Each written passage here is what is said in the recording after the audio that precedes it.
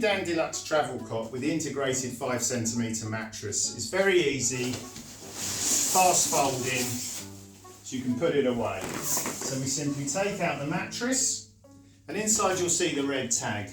We pull up the red tag and that loosens up the base. Now, using the buttons on the four corners, we simply press the button and then that will enable the four sides to release. And as the four sides release, we can pull the travel cot back into position, and then the travel cot's ready to wrap the mattress around and put back into the travel bag. To wrap the mattress around the travel cot, start with the four tags to one side. You'll wrap the mattress all the way around it, and then if you take one of the Velcro straps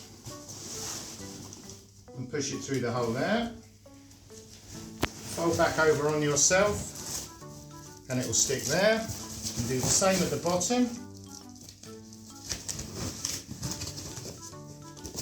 Place into position, we can do a final tightening on the top.